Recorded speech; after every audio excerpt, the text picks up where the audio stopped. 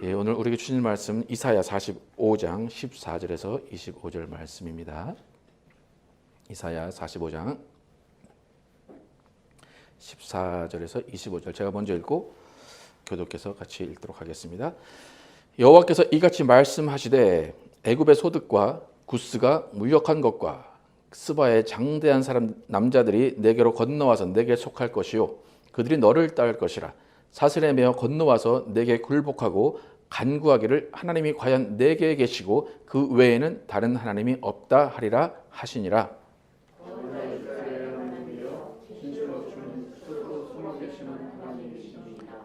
우상을 만드는 자는 부끄러움을 당하며 욕을 받아 다 함께 수욕 중에 들어갈 것이로되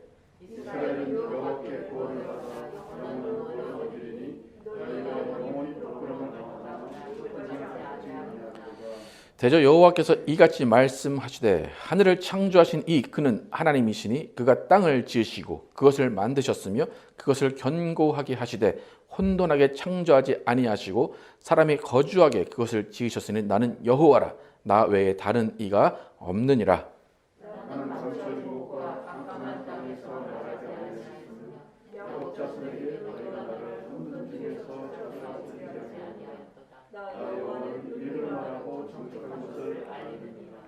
열방 중에서 피난한 자들아 너희는 모여 오라. 함께 가까이 나아오라. 나무 우상을 가지고 다니며 구원하지 못하는 신에게 기도하는 자들은 무지한 자들이니라. 너희는 알리며 진술하고 또 함께 의논하여라. 이 일을 옛부터 듣게 한 자가 누구냐? 이전부터 그것을 알게 한 자가 누구냐? 나 여호와가 아니냐? 나 외에 다른 신이 없나니 나의 공의를 행하며 구원을 베푸는 하나님이라. 나 외에 전하가 없느니라. 땅의 모든 끝이여 내게로 돌이켜 구원을 받으라. 나는 하나님이라. 다른 이가 없느니라.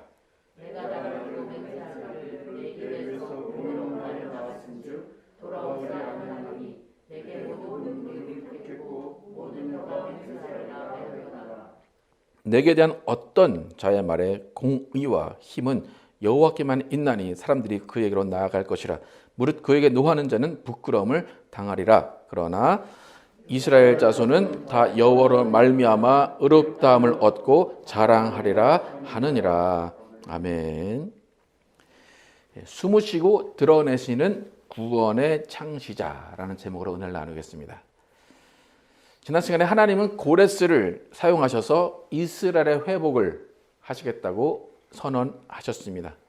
고레스에게 너는 나를 알지 못하지만 내가 너를 통하여서 이스라엘을 회복하려고 한다. 이스라엘을 위로하려고 한다라는 하나님의 계획을 알려주셨습니다. 하나님을 전혀 알지 못하는 고레스에게 하나님을 너무나 잘 아는 이스라엘이 회복됩니다. 그러니까 이스라엘의 입장에서는 참 회복이라는 것이 감사한 일이고 위로가 감사한 일이지만 하나님의 입장에서 보면 이스라엘의 회복이 이스라엘 안에서 이루어지는 것이 아니라 이스라엘 밖에 하나님을 모르는 자를 통해서 이루어질 수밖에 없다는 것은 참 가슴 아픈 일이었을 것입니다. 하나님이 이사야서 40장 이후에 위로의 하나님, 회복의 하나님으로 나타나시는데 이 위로와 회복의 하나님을 가장 잘 표현한 단어가 15절에 있는데 그것은 뭐냐면 구원자 이스라엘의 하나님입니다. 이스라엘의 구원자, 이 구원자라는 그 단어 자체가 회복과 위로를 하신다는 것입니다. 그럼 구원자는 언제 나타날 것 같습니까? 구원자는 위기와 어려운 상황 가운데 나타납니다. 영화를 보면 구원자가 등장하는 시기가 딱 정해져 있습니다.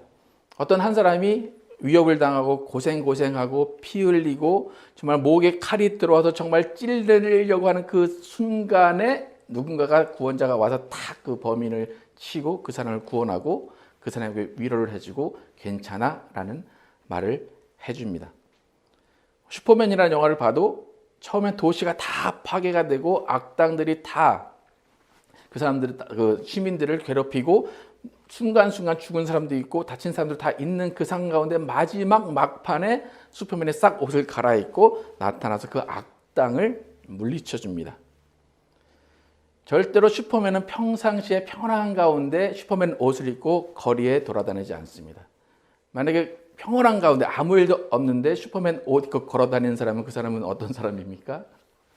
좀 정신이 이상한 사람 아니면 돈을 벌려고 하는 사람입니다. 구원자는 아무 일 없는 때에 절대로 나타날 수가 없습니다. 우리가 영화를 보면서 히어로 영화를 보면 좀 조마조마하게 언제나 구원자가 나타날까? 언제나 저 사람들을 구해줄까? 라는 조마조마한 마음으로 보듯이 정말로 하나님이 구원자다라고 한다면 우리의 인생 가운데는 반드시 위험이 있고 조마조마한 순간이 있을 수밖에 없다는 겁니다. 성경을 통해 보면 이스라엘의 출애굽을 합니다. 출애굽을 하는 그 상황 가운데 하나님은 많은 역사를 통해서 이스라엘을 출애굽을 시키셨습니다. 그런데 이스라엘에 나가자마자 애굽 군대가 막 쫓아옵니다. 하나님이 구원자로서 일을 하시려면 그냥 애굽 군대가 아예 애굽에서 못 나오게 하시면 되는데 그렇지 않고 계속해서 뒤를 쫓아옵니다. 쫓아오다가 결국에는 앞에 바다가 가로막힌 상황까지, 극한의 상황까지 갑니다. 그 상황에서 하나님은 홍해를 여십니다. 그 홍해를 여시는 하나님이 구원자로 나타나셨다는 겁니다. 그러니까 구원자는 그렇게 우리의 상황을 극한에까지 이루도록 놔두시는 분이 구원자입니다. 우리를 위해서 예수님이 채찍 맞고 십자가에 못 박히셨습니다. 죽으시는 모습이 그대로 하나님은 보실 수밖에 없었습니다. 하나님은 그 순간에 나타나지 않으셨습니다. 하나님은 예수님이 죽으실 순간에 어디에 계셨는지 모를 정도로 그냥 가만히 계십니다. 그러다가 예수님은 3일 후에 부활하셨습니다. 그래서 이런 스펙타클한 위기에까지 가고 정말 죽음에까지 간 후에 다시 살리시고 다시 회복시키시는 이런 스펙타클한 이런 것들을 구원자가 하는 겁니다. 그래서 히브리서 저자는 예수님에 대해서 어떻게까지 표현하냐면 구원의 작가, 구원의 창시자라고 이야기합니다. Author of Salvation. 구원의 창시자, 구원의 작가를 우리 예수님이라고 표현을 합니다. 히브리서 2장 9절 10절 함께 읽어보겠습니다. 시작. 오직 우리가 천사들보다 잠시 동안 못하게 하심을 입은 자 곧 죽음의 고난 받으심으로 말미암아 영광과 존귀로 관을 쓰신 예수를 보니 이를 행하심은 하나님의 은혜로 말미암아 모든 사람을 위하여 죽음을 맛보려 하심이라. 그러므로 만물이 그를 위하고 또한 그로 말미암은 이가 많은 아들들을 이끌어 영광에 들어가게 하시는 일에 그들의 구원의 창시자를 고난을 통하여 온전하게 하심이 합당하도다. 이렇게 예수님을 고난의 창시자라고 얘기하고 극한의 상황까지 가실 수밖에 없는 그 고난을 감당하시는 그 예수님을 구원의 창시자라고 이야기합니다. 그러니까 우리가 구원자이신 하나님을 만날 때 대부분의 경우는 극적으로 만나게 됩니다. 그리고 극적으로 일을 해결하시는 분이 우리 하나님이십니다. 정말 초와 분을 다투는 그때까지 아무것도 안 하고 계시는 것 같다가 결국에는 그 일을 해결해 주시는 분이 우리 구원자 하나님입니다. 하나님이 그냥 미리부터 아예 그런 일이 없이, 고난 없이, 극적인 일이 없이 처음부터 다 알아서 해주시면 좋은데 왜 그런 일을 하지 않으시고 놔두시다가 계속 가만히 계시다가 계속 숨어 계시다가 왜 나중에서야 그 모습을 드러내실까? 여러분 하나님의 일하심을 여러분 경험해 보셨죠, 그죠? 하나님이 정말 끝까지 놔두시고 정말 지금이면 안 됩니다 할 때 결국 우리가 포기하려고 할 그때 하나님이 나타나셔서 우리의 일을 해결해 주심을 보게 됩니다. 그래서 이런 하나님, 정말 우리가 어려운 가운데 있을 때 아무것도 안 하시는 것 같은 하나님을 오늘 이사야서에서 정의를 합니다. 15절 함께 한번 다시 읽어보겠습니다. 15절 읽겠습니다. 시작. 구원자 이스라엘의 하나님이여 진실로 주는 스스로 숨어 계시는 하나님이시니이다. 구원자 하나님이신데 그 구원자는 어떻게 계십니까? 숨어 계십니다. 구원자 이스라엘 하나님 스스로 숨어 계시기 때문에 때로는 세상은 하나님을 무시합니다. 하나님 없잖아. 하나님 보여줘봐. 야, 니네 하나님 뭐 하셔? 네가 하나님 믿는데 이런 일을 당할 수 있어? 라고 하면서 하나님을 무시합니다. 하나님은 숨어 계시기 때문에 때로는 조롱을 받으십니다. 하지만 우리가 가장 하나님에 대해서 이해를 잘 해야 되는 부분이 바로 이것입니다. 하나님은 숨어 계신다는 것입니다. 우리가 누군가와 일을 하거나 누군가를 사귀거나 누군가를 알아갈 때 그 사람이 어떤 사람인지, 그 사람이 어떻게 일을 하는지, 그 사람의 속성을 잘 알아야 그 사람과 함께 일을 할 수 있고 그 사람과 교제를 할 수 있습니다. 그러니까 우리가 숨어 계시는 하나님, 스스로 숨어 계시는 하나님을 이해하지 못한다면 우리는 하나님의 일의 방식을 받아들일 수가 없고 하나님을 오해할 수밖에 없고 하나님께 불평할 수밖에 없습니다. 세상의 법칙은 자신을 드러내지 않으면 무시합니다. 아, 저 사람 아무것도 아니구나, 아무것도 없나 보구나 라고 무시하게 됩니다. 아까도 말씀드렸지만 세상은 하나님이 숨어 계시니까 하나님을 믿지 않는 겁니다. 하나님을 무시하는 겁니다. 하나님을 정말로 아무것도 아닌 존재로 여깁니다. 근데 우상은 왜 믿습니까? 드러나니까 믿습니다. 보이니까 믿는 겁니다. 지금 코로나 같은 시대에 교회들이 기도도 하고 많은 사람들이 치료해 주십시오, 이 상황을 종료해 주십시오 라고 하지만 하나님은 아무 일도 안 하시는 것 같은 생각이 들 수밖에 없습니다. 그러니까 이런 때에 하나님은 무시를 당할 수밖에 없다는 겁니다. 근데 세상이 간과하는 것, 때로는 기독교인들이 간과하는 것은 뭐냐면 지금 숨어 계시는 하나님이시지만 언젠가는 반드시 드러나신다는 것입니다. 지금 숨어 계신다고 해서 그것이 하나님의 유일한 속성이 아니라 절대로 하나님은 숨어 계시지만 그 가운데서 때가 지나고 때에 맞춰서 하나님은 자신을 드러내시는 하나님이십니다. 그러니까 숨어 계신다. 여러분 술래잡기 해보셨죠? 그죠? 많이 해보셨는데 술래잡기의 묘미는 숨는 겁니까? 찾는 겁니까? 어떤 게 더 중요한 것 같습니까? 술래잡기는 두 가지의 요소가 있습니다. 그죠? 한 가지는 숨는 겁니다. 여러분 숨는 거를 더 잘할 것 같습니까? 찾는 거를 더 잘할 것 같습니까? 어떻습니까? 옛날에 했던 걸 생각해 보세요. 지금 아마 어린 아이들한테 야 숨어! 그러면 숨어라는 그 말 떨어지자마자 애들은 뭘 할지 모를 겁니다. 어디로 가지? 어디로 가지? 그러다 결국 애들 어디에 숨습니까? 발이 보이는 커튼에 싹 숨어서 자기만 안 보이게 숨습니다. 아니 소파 뒤에 갑니다. 그러면 이제 아빠가 만약에 아이가 술래잡기를 한다면 아빠는 모르는 척 어디 있나 어디 있나 하다가 나중에 이제 그 아이를 발견한 것처럼 그렇게 합니다. 여러분도 막상 숨어라 하면 어디에 숨어야 될지 모를 거예요.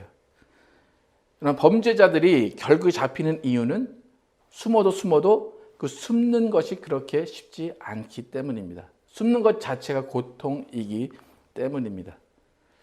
하나님은 스스로 숨어 계시는 하나님이다. 하나님은 숨는 기술이 아주 뛰어나신 분입니다. 하나님은 우리가 아무리 어려움을 당하는 그 순간에도 잘 숨어 계십니다. 그것이 하나님의 속성 중에 하나입니다. 우리가 잘 깨달아야 됩니다. 또 두 번째 숨바꼭질의 특징은 찾아야 된다는 겁니다. 여러분 하나님이 숨어 계시는 분이다. 그럼 우리는 뭐 하는 사람들입니까? 하나님을 찾아야 되는 사람입니다. 우리가 하나님 찾기 싫으니까 하나님 숨지 마세요. 그러면 하나님의 속성을 모르는 겁니다. 하나님을 모르고 하는 말입니다. 하나님 스스로 숨어 계시기 때문에 우리는 하나님을 찾아야 하는 것이 당연한 일입니다. 여러분 숨바꼭질에서 끝은 언제 납니까? 술래가 숨은 사람을 찾아야 끝이 납니다. 만약에 술래가 야 너 숨어 그리고 안 찾으면 어떻게 됩니까? 만약에 정말로 나오면 안 된다는 법칙이 있다면 술래가 숨어라 그러고 술래가 안 찾으면 그 사람은 거기서 그냥 굶어 죽을 수밖에 없습니다. 그러니까 숨바꼭질의 묘미는 숨는 것에도 있지만 반드시 찾아야 한다는 겁니다. 그러니까 하나님이 나는 스스로 숨는 자다 라고 말씀하셨다면 그 말을 받아들이는 우리는 어떻게 받아들여야 됩니까? 스스로 숨어 계신 하나님을 우리는 찾아야 된다는 것을 깨달아야 된다는 겁니다. 숨어 계신 하나님, 숨어 계십시오가 아니라 하나님 숨어 계시기 때문에 우리는 하나님을 찾아야 된다는 것이 하나님의 말씀에 깊이 담겨 있는 뜻입니다. 금은 보화는 금을 캐고 은을 캐려면 어떻게 해야 됩니까?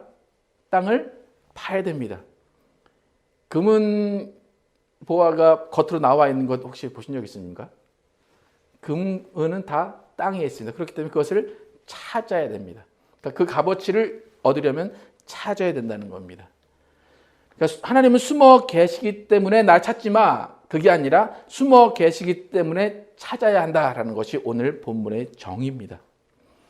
그래서 하나님은 우리가 하나님을 찾고 찾으면 만나게 하시겠다라는 것이 하나님의 마음입니다. 예레미야 29장 13절 하나님이 뭐라고 말씀하시는지 보겠습니다. 함께 읽겠습니다. 시작. 너희가 온 마음으로 나를 구하면 나를 찾을 것이요 나를 만나리라. 예레미야가 그 지금 포로되는 그 상 바로 직전의 이야기죠. 너희가 온 마음으로 나를 구하면 찾을 거고 만날 건데 결국은 안 찾았다라는 것이 예레미야의 결론입니다. 그렇기 때문에 이 숨어 계시는 하나님의 속성을 잘 이해하지 못한다면 찾을 노력은 안 하려고 할 겁니다. 그러면 결국 만나지 못한다는 겁니다. 그러니까 하나님이 숨어 계시는 속성과 사람들이 찾으려고 하는 그 갈망이 만나는 지점에서 하나님이 일하시게 됩니다. 근데 중요한 것은 하나님이 숨어 계시는 상황, 그리고 사람이 찾는 그 갈망, 그것이 만나는 순간은 평안한 상황이 아니라는 게 중요합니다. 하나님이 숨어 계신다라는 것은 우리에게는 어려움이고 가난이고 질병이고 고통의 순간입니다. 우리가 질병 가운데 고통 가운데 고난 가운데 있을 때 하나님은 숨어 계시는 겁니다. 그때 우리가 하나님을 찾으면 그 하나님은 구원자가 되십니다. 우리의 가난에서 고통에서 위협에서 병에서 구원하시는 구원자가 되십니다.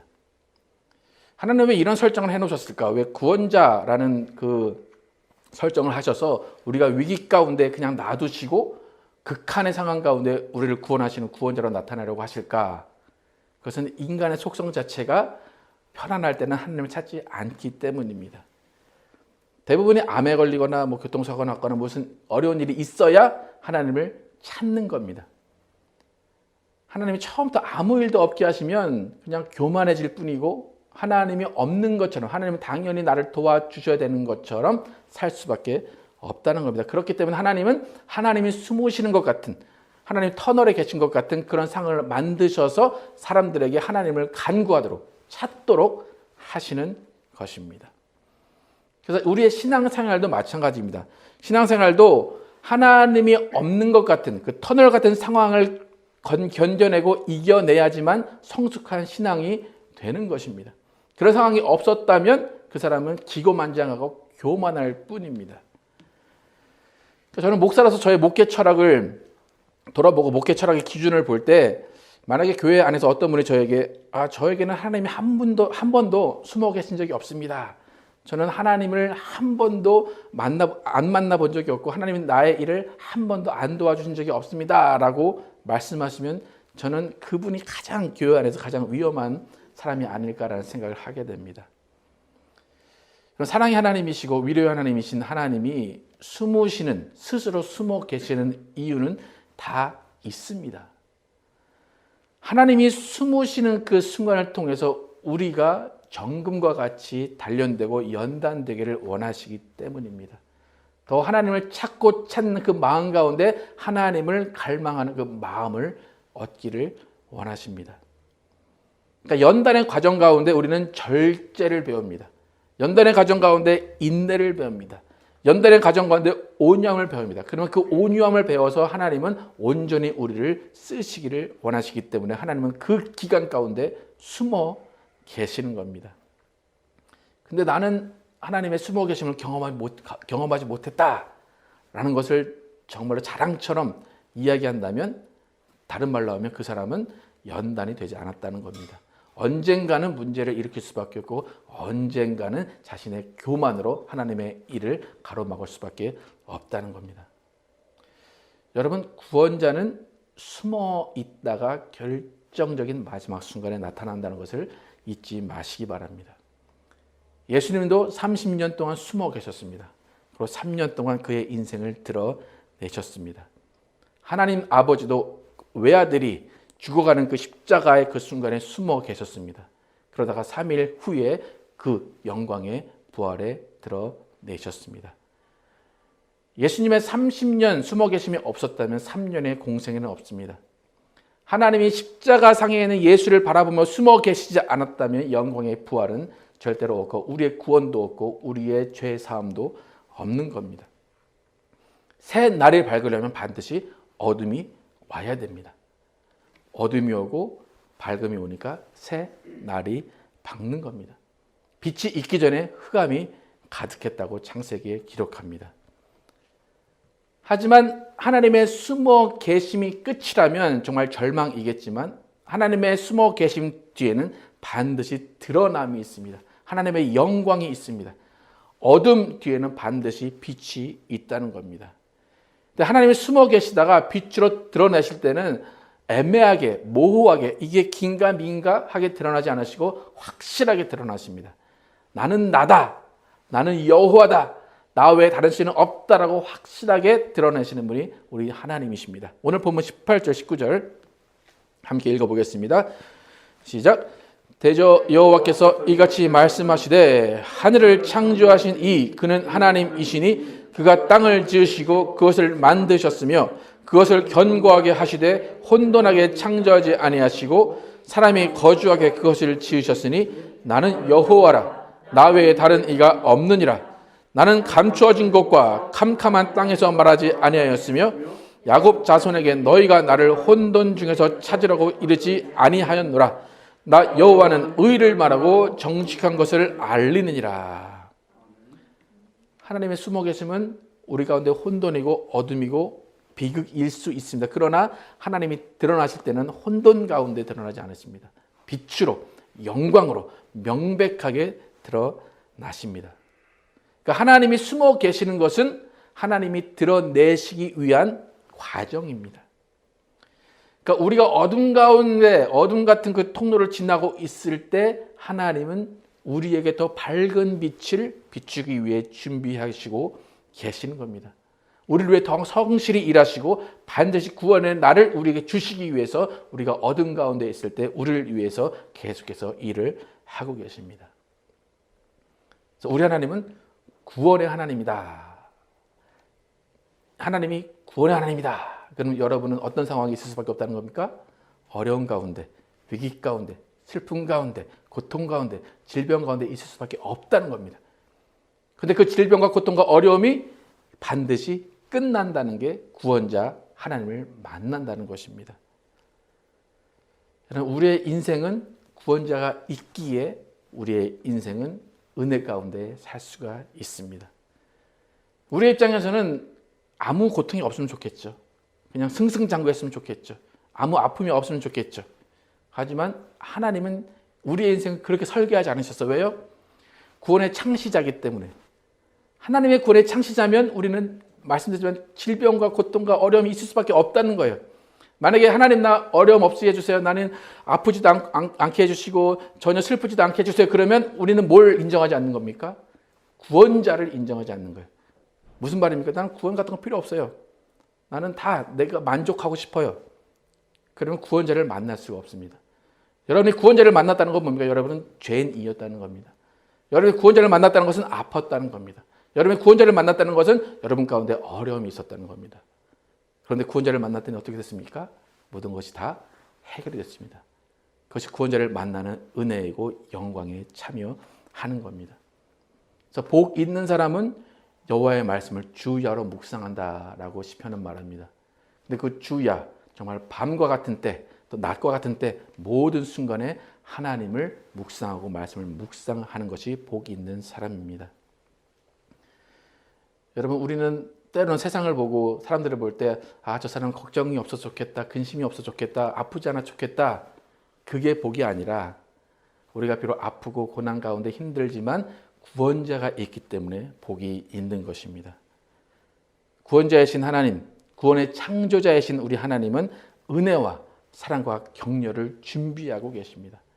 그렇기 때문에 우리는 하나님을 찾아야 됩니다. 하나님을 구해야 됩니다. 그래서 우리 상황 가운데 하나님 구해 주십시오라고 하나님을 반드시 찾으시기 바랍니다. 그래서 우리 할 일 뭡니까? 숨어 계신 하나님이 드러나실 때까지 하나님을 간구하는 겁니다.